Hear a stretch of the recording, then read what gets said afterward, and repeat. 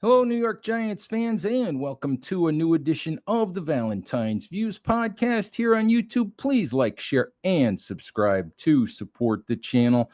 As we get closer and closer to minicamp, we're going to try to preview the Giants, the NFC East, as much as we possibly can. And here to help me discuss the Giants today is NFL analyst, freelance writer, Doug Farrar. Doug, thank you so much for hopping on. Yeah, thanks for having me. So I wanted to start here. You're doing some of your freelance work these days for SB Nation, for our folks over at SB Nation NFL, and you've been providing a lot of the team sites with posts basically called 3 secret superstars on each roster. Hidden gems, secret superstars, whatever you want to call them. And the post that you sent us for Big Blue View, which we ran a week or two ago, I think it was before the 4th of July. I just want you, go ahead, and if folks haven't read it, let folks know who you picked as secret superstars for the Giants and why, and then we'll go from there.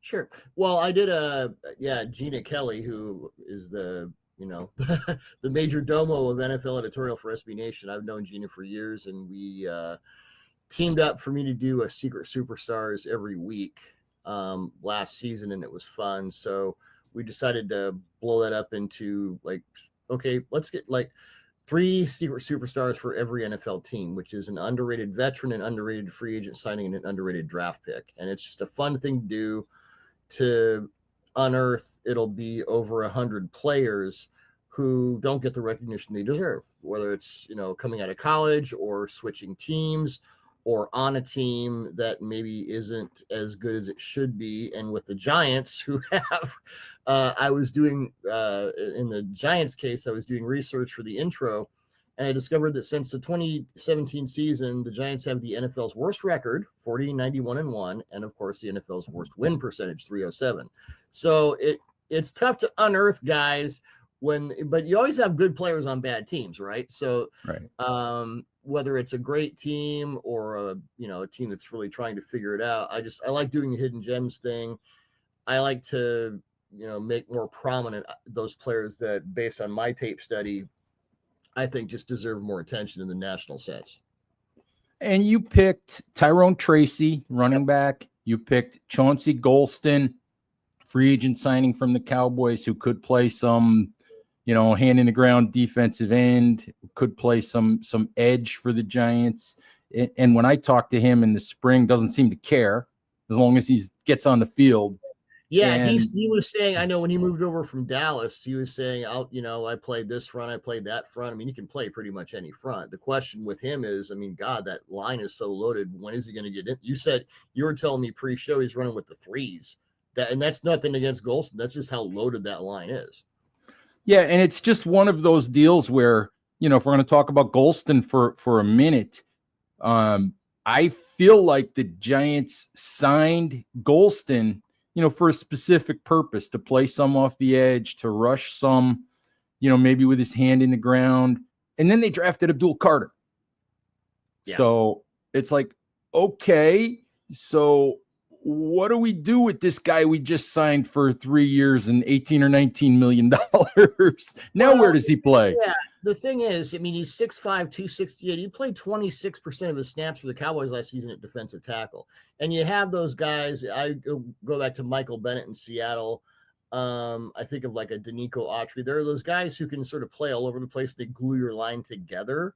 Mm-hmm. I don't know that the Giants had that guy last year, but it's, on 3rd and long, you're going to play, big nickel or dime.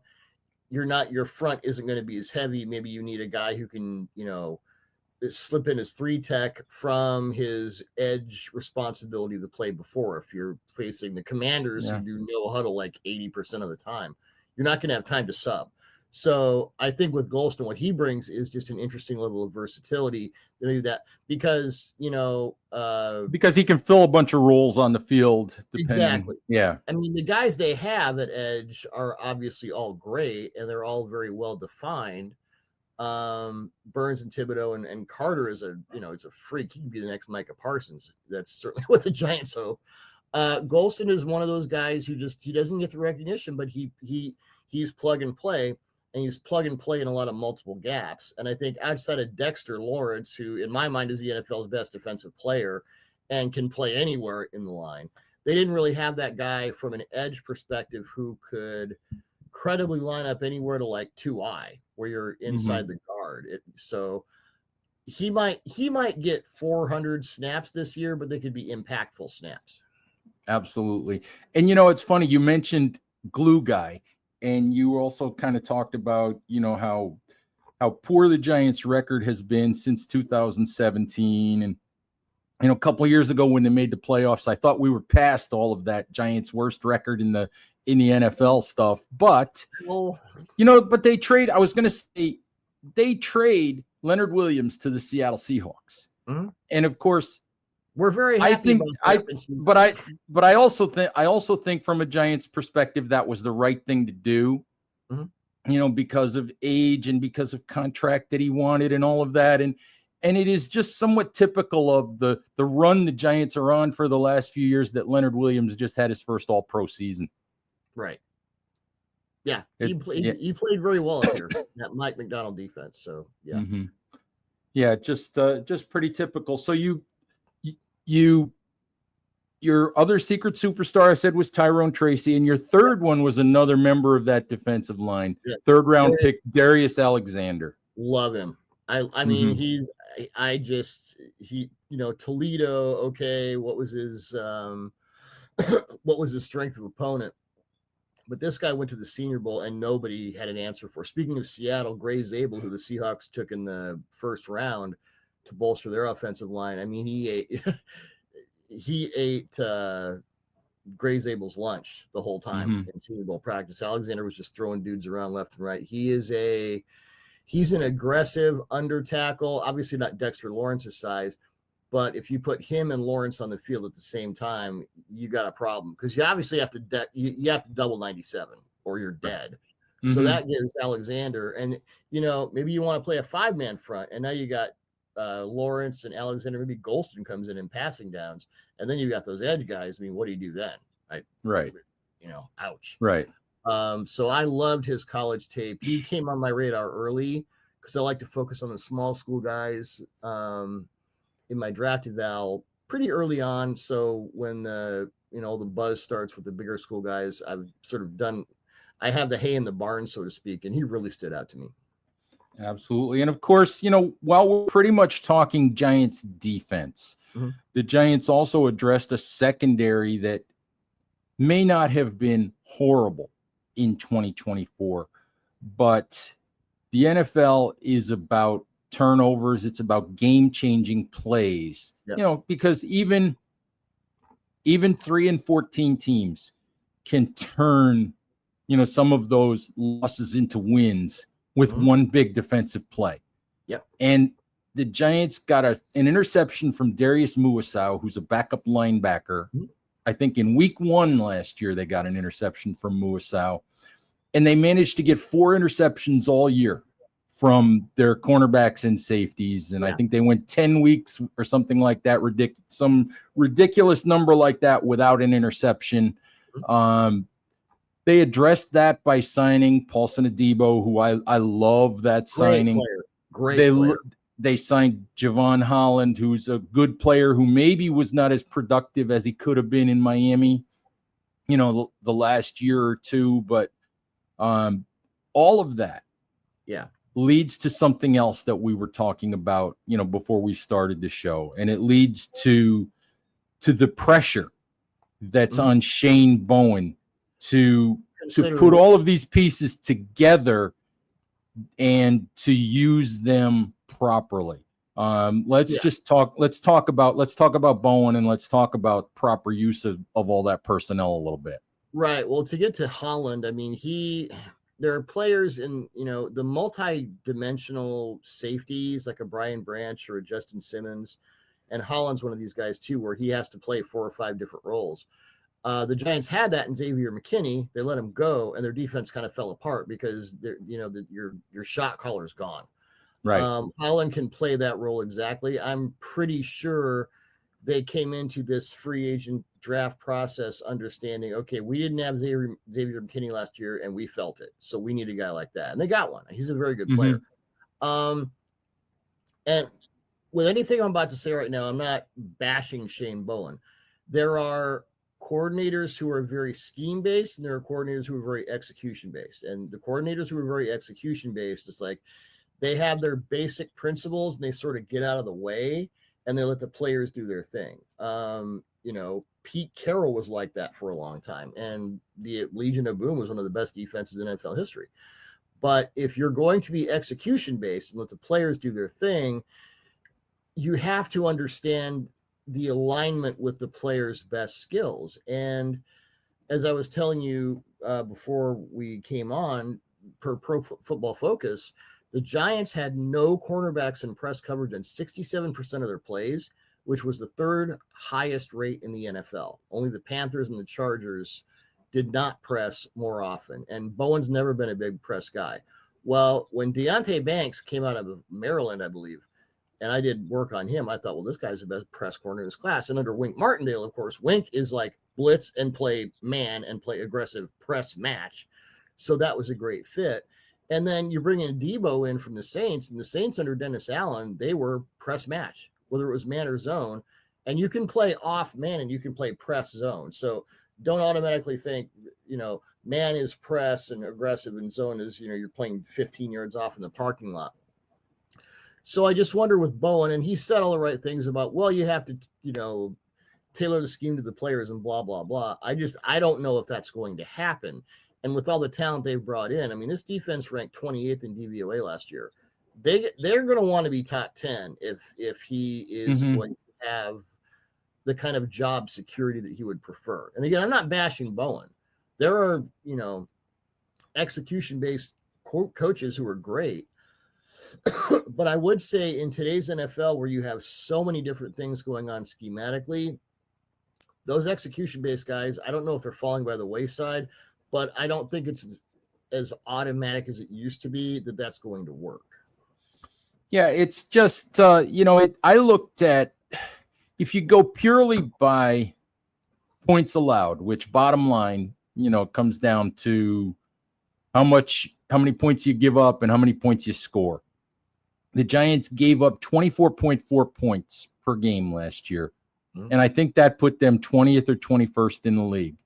That's 3 points from being a top 10 defense. That's 3 points from being top 10 in the league. That's a field goal. And when I look at the personnel that they've added, there's really no reason that with all of that personnel, if the key guys like Dexter Lawrence, like Daboll, if the key guys stay healthy, Carter, Brian Burns, if they're healthy, there's no reason why that defense can't or shouldn't be top 10. Right. Well, one of your problems is you ranked 31st in the league in points scored. That's a problem. Yeah, that's a problem. Yeah, that's a whole different conversation because obviously offense helps defense and vice versa. But let's just say that in the case of the hidden gems among the established veterans, it was I landed on Tracy, and he's got some issues with ball security and whatnot. He was a rookie. It was a bit of a tough go on offense. Like, okay, who do I feature here? Sometimes you got to look for a while. Yeah. I got to chuckle out of the fact that Tyrone Tracy landed in the veteran category after 1 year in the league. But like I said, it was I mean, I'm not going to put Malik Neighbors in there because everyone knows how good he is. The offensive line, I'm like, no. Slayton, I think people know how good he is. So Who, by the way, I love that Tyron Tracy, before he was a running back, was a productive receiver at Iowa, which I think is an NCAA violation. I don't think you're supposed to be good on offense at Iowa. That's illegal. It is illegal. You know, one of He the changed positions and then became a really good running back. And I liked his running back tape too. yeah, one of the odd things about Tyrone Tracy as a running back is I think he dropped something like 10 or 11% of the passes thrown to him last year. Ball security, a lot of fumbles. Yeah, he's got they need to give him some stickum or something. Something. Yeah, they need to give him the Tiki Barber treatment, I think. Exactly. I want to talk about, we're looking ahead to training camp and all of that. And I want to ask you about Kavon Thibodeaux for the simple reason that everybody under the sun, all spring and all summer, who has thrown out trade proposals and this and that, everybody under the sun is trying to get the Giants to get rid of Kavon. And I guess I understand it, because of Abdul Carter. But where do you stand on what kind of player Kavon is, and maybe, in the end, whether the Giants end up, being in a position where trading him is actually a good idea? Well, I'll quote Ricky Waters here. For who, for what? I mean, what are you trading him for? I mean, he's a very good edge. He's like a B level at this point in his career edge defender. And I don't think you can have too many of them. I want to load up on corners and edge guys. I think those are the most important positions on defense. So I'm not privy to the local conversations. I assume people are saying trade him because you have so many pieces on the defensive line. But what are you trading him for an offensive weapon? Are you trading him for future picks to help build this thing up? And what is the general sense of why that would be a good idea? Yeah, I've seen all kinds of trade proposals. I saw one this morning for Romeo Doubs, wide receiver, which almost made sense to me because of just because I'm not 100% sure about the Giants' weapons on the outside, but I don't like the idea of looking at this. Doubs, but I that's a bit imbalanced to me. Yeah, I don't like the idea of moving on from Kavon Thibodeaux before you give this trio of edge rushers, and throw Golston in there too, and before you give this front seven an opportunity to play and see what it can be, and see if you can make the pieces mesh with what you have. Because here's the thing. Shane Bowen is not going to be Mike McDonald or Vic Fangio. He's not going to scheme his way to a Super Bowl. That's not who he is. So you need, again, for those execution-based coordinators as opposed to scheme-based guys. And obviously, Shane Bowen understands football. He's got a big playbook. But you know what I'm saying? There are some coaches who they're known for their schemes. Right. Vic Fangio is known for quarters. Mike McDonald and Brian Flores are known for putting petri dishes on the field on defense where you can never figure out what the hell they're doing. Bowen's more static, sounds like a pejorative word, but you know what I mean. He's more traditional in that sense. Right. The way I look at have that kind of guy coaching your defense, and you want to get better than what you've been, and they can't be much worse, you keep your guys. Right. The way I look at Bowen is he's going to be as good as his players are. Exactly. Mm-hmm. And not any better. Right. And that's just the way it is. Yeah. Yeah. And, he's going to put them where he's going to put them, and he's going to be as good as his players are in terms of executing what they're asked to execute. And really we talk about the line a lot. The Adebo, when Adebo's healthy, I think he's like a top 15 corner in the league. He's really, really good. And if they can get Banks, put him in timeout. Well, it was funny because the Commanders had the inverse problem in that Dan Quinn loves to play press so much they didn't really have the guys. And I actually suggested last year in an article that the Giants and the Commanders should flip Banks for Emmanuel Forbes straight up, because they both be in the defenses they want. Because Emmanuel Forbes can't play press at all. That's just not who he is. So, well, he's so skinny. Right, exactly. He's not going to maul a receiver, even if the receiver is very small. Mm-hmm. So, yeah, so Debo comes in, and again, okay, you got your two main corners of press. With Holland, he's at his best when he's all over the place. Are you going to have that joker safety? Like, they've certainly got the talent. Right.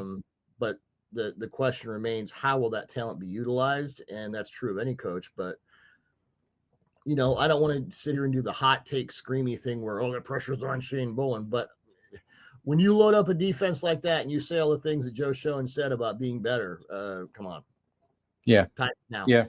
Yeah. Time is- Yeah, absolutely.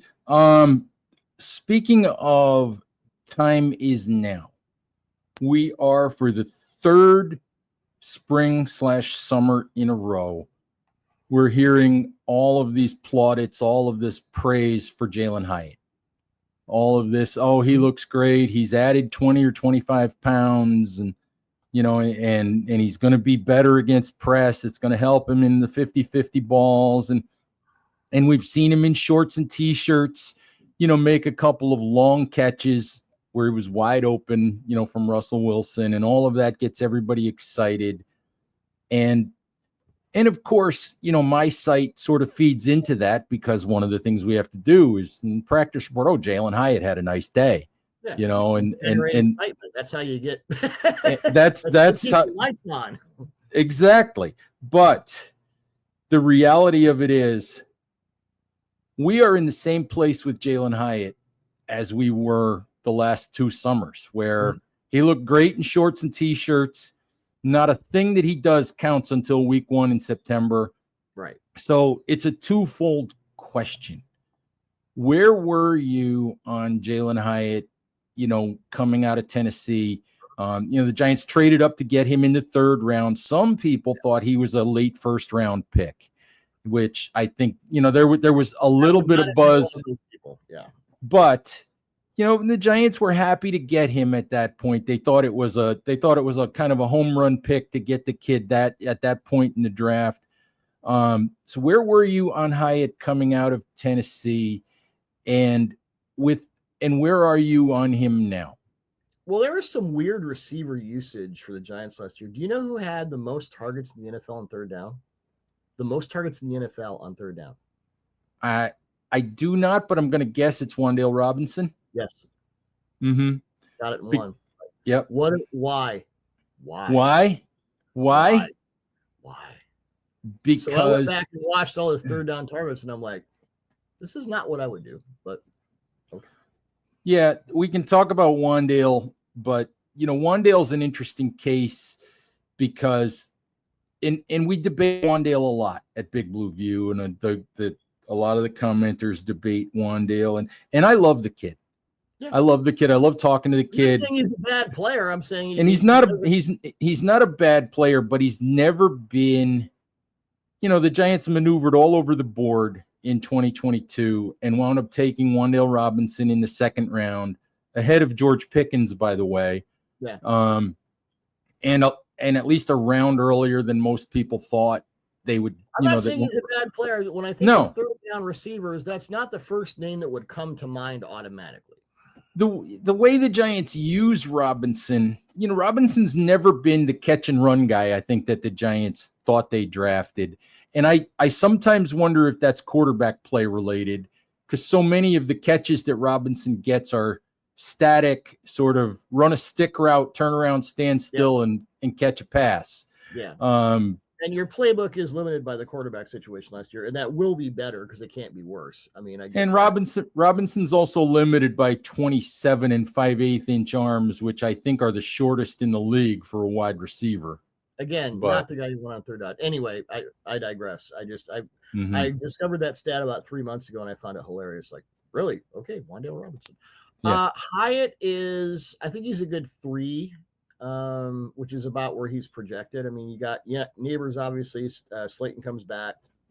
There's your 1 and 2. Zach Pascal can do some interesting things. Hyatt is, and I watched him a lot because that Tennessee offense under Josh Heupel is so interesting. And I was a big fan of Hendon Hooker coming out of college, and he's now Jared Goff's backup in Detroit. that offense is just fun to watch. And I know they play like the most air raid offense you possibly can. It's not completely transferable to the NFL, but there are principles that work. You know, it's pretty much run a go route or catch a little flare pass and see how far you can get. He's a speed guy. He needs designed openings. I'd put him in, you know, I'd put him in the inside slot in a 3x1 and just have him eat underneath and, you know, get things done that way. Maybe how the Steelers use Calvin Austin. Yeah, it's interesting. You know, obviously we talked about Wandale, and Wandale is the slot guy for the most part, although the Giants try to move guys around. Sure. And I know Hyatt this no spring. one does one thing. No one does outside of slot 100%. Hyatt talked about wanting to play more in the slot, which is what he did basically in Tennessee. Yes, he did, and he did it very well. Because then you can't press him you can't press slot guys. It's really hard. It's hard to do. So really the question is, in your mind, are the Giants or have the Giants been using him incorrectly by trying to make him an outside guy? I would answer it this way. That's not where if I had Malik Neighbors and Darius Slayton, I would not put him outside. And again, receiver usage when your quarterback situation is that bad. I did an article for Athlon Sports about the Saints quarterback situation that went up this morning, and that might be the only worse one in the NFL than the one the Giants had last year. It's going to be a lot better. I'm a big fan of Jackson Dart. I thought he was a first-round pick. Some people didn't, whatever. So when you talk about receiver usage and utilization, where they go, what they're able to do, when your quarterbacks can't bust a grape, how much does it matter? So I would put Hyatt in the slot because he can get those designed openings, you know, on the overs, the posts, the digs, whatever. Especially if you're running a lot of under center play action where you can draw the linebackers in, he's going to have designed openings, but that's what he needs. That's what Hoople gave him in Tennessee. That whole offense with those, you know, the wider hash marks, they were in through cow pastures, but you can still do it in the NFL. He's a guy who needs designed openings. Hyatt is not going to do that all on his own. That's just not who he is. So again, getting back to the Shane Bowen discussion, it also works on offense. You have to understand what your guys can and can't do, and you scheme them up accordingly. So for me, Hyatt would be kind of my home run inside guy. Kind of a go back to this. I first was made aware of the speed slot designation when I watched Victor Cruz back in the day, because that's what he did so well. I would put him in that role. Yeah, it's really interesting. You know, just because we talked about quarterback room with wide receivers, with Wandale, with Hyatt, and this quarterback room with Russell, with Jameis Winston, with Jackson Dart. There are some people who question Jackson Dart's ability to accurately throw the deep ball, but that's another discussion. Okay, Matt I'm going to bring up my stats for that one because that's not true. Yeah. But the point, while you're doing that, the point I was trying to make is this quarterback room is set up much better for a guy like Jaylen Hyatt to have some impact.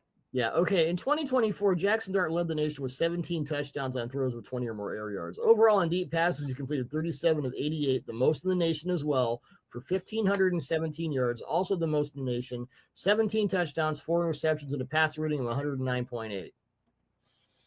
Okay. Not a problem. All right then. Sorry, Matt Waldman. Take that. my good buddy Matt Waldman. Yes. Oh, I love Matt. I've known Matt for years. We used to hang out at the Senior Bowl together. People have different opinions. That's fine. But I mean, the metrics in the tape, it's fine. Yeah. And he didn't have a bunch of receivers who were creating a lot of separation. My scouting report for him, I noted that Dart did his thing with a receiver core that was, to put it kindly, average, not a ton of separation. The big plays had to be pinpoint more often than not. And it was one reason, with college quarterbacks, that whole hash mark thing and the wide open field, a lot of guys, when they get to the NFL, they feel it's compressed. I think things could open up a little bit more for Dart just because he'll have receivers, obviously Neighbors. My God, that kid's amazing. He has guys who can create separation. So Not a So bad thing. for you, what's the Jackson Dart? I love Matt, and sorry, Matt, but Jackson Dart is not a problematic deep passer.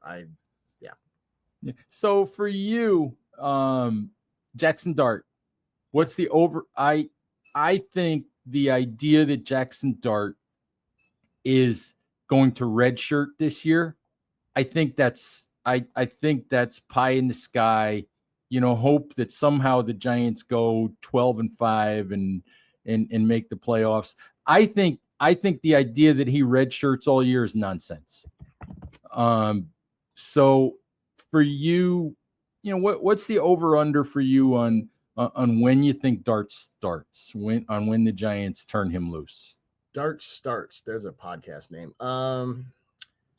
Well, I was talking to him at the combine, and somebody asked during his media session which quarterback he compares himself to, and he said Jalen Hurts, and I could see it because he's a good runner too.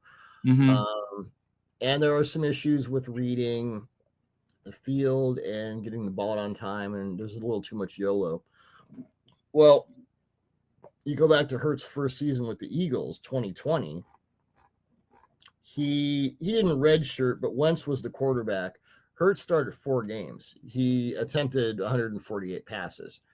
He didn't play all that well, but he got on the field. He got the hang of it. He got the rhythm of the NFL. And then the next year he was a starter. I could see that where he takes like 40% of the snaps, and they kind of figure it out along the way. But I think he's a credible starting quarterback. And we look at Daboll. I mean, Daboll got this gig because he turned Josh Allen into an NFL quarterback from the wild stallion crap he was doing at Wyoming. Right. I think Dart's attributes lead well to a Daboll preference with the quarterback. So I think it'd be fine. I wouldn't expect him to start. He's not going to start like Cam Ward's going to start from day one, because your other option is Will Levis, and enough said there. Right. They brought in Russ and Jameis to kind of, put a trampoline under the building just to make sure. Yeah. It's interesting you mentioned Daboll, and John Mara often said that when the Giants drafted this offseason, wasn't he? My goodness. Yeah, he was. But one of the things good. No, it wasn't. But one of the things he had said even before this offseason, was that the Giants had done, everything they possibly could have done to screw up Daniel Jones. Right. And one of the things that they did was they fired Pat Shurmur after Daniel Jones' rookie year. They brought in Joe Judge, then, with Jason Garrett, and then they fired Joe Judge, and they brought in Daboll and Shane and Kafka.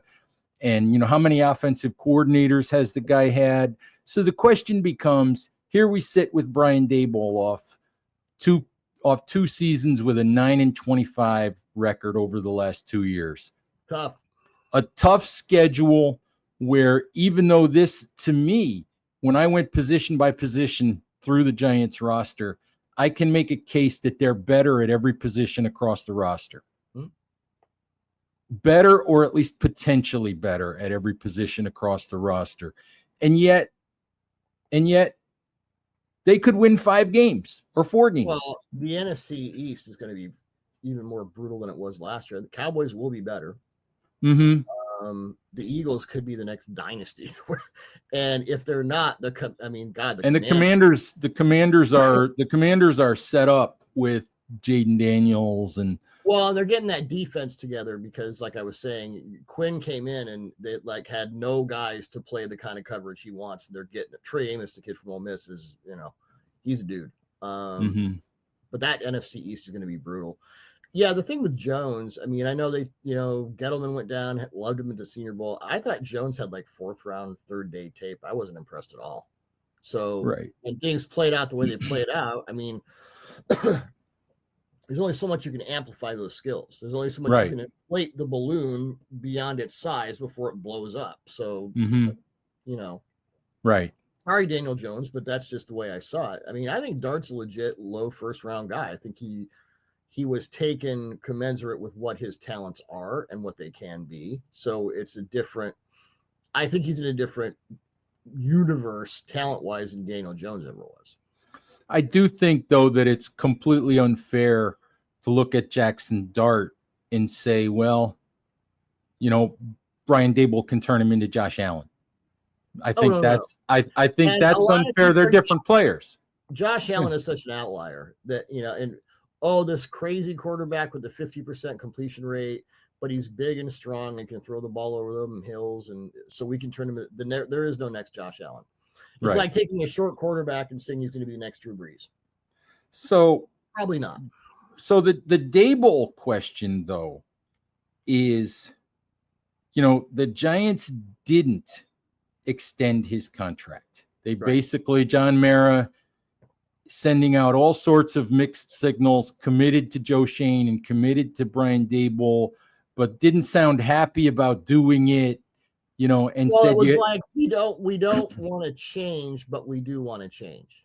We don't want to, but they changed so many things that they don't want to just turn it all over again. And I get that.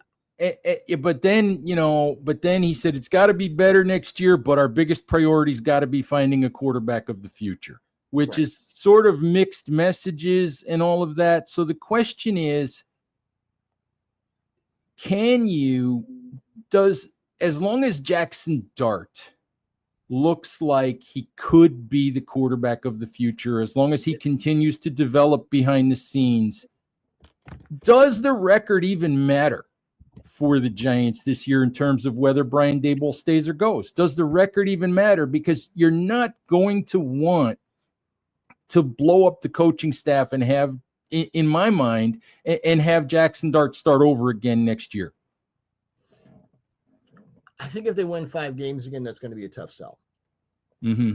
It's hard, but go ahead. Well, actually, they're 3-14. Right. If they win 5 games, okay. If they win 7 in a division that competitive, I don't think they're going over 500. Again, that division is going to be evil. I think if you see enough improvement, it's going to be okay. If you're kind of where you were, Bowen's the first one to go. And I'm not saying Daboll would throw Bowen under the bus, but if that defense isn't like top 10, I think Bowen would have thrown himself under the bus at that point. Mm-hmm. Yeah. It's just hard for me to envision John Mara wanting to start that merry-go-round again that they went through with Daniel Jones. I do think I understand the argument that there's probably a higher ceiling with Jackson Dart than there was with Daniel. The way that I look at it, I think the way that I put it the other day is, I think the Giants are going to be looking for reasons to keep Brian Daboll for at least another year rather than looking for reasons to get rid of him. Yeah, I would agree with that. It's going to have to be an epic faceplant for Daboll to be fired after this season. So over under 5.5, Giants going to over that number or under that number? That seems to be the Vegas line. Under, I think they go 5-12, and it's an improvement, and it'll be a good 5-12. I think Daboll will keep his job. I think Bowen won't. Yeah, all right. Bowen concerns me a lot. Again, I don't like to bash coaches. I'm not saying he's an idiot or whatever. He shouldn't be coaching in the NFL. I'm not saying that. I'm saying based on their personnel, I don't see the fit. I don't see the matchup. I don't see the alignment that you want. All right. Hey, Doug, I appreciate the time. I know you've got to run. So thank you as always. And we enjoy your contributions to SB Nation. So we'll look forward to whatever you have coming next. Thanks. Yeah, we got the Hidden Gems, which will be going through the next couple of weeks. And then we have a preseason surprise on the way. So. Oh, all right. Well, we'll be looking forward to that. All right. Doug, thanks again. Giants fans, thank you as always for watching. Please stay safe out there. Take care of each other, and we'll talk to you soon. Bye-bye.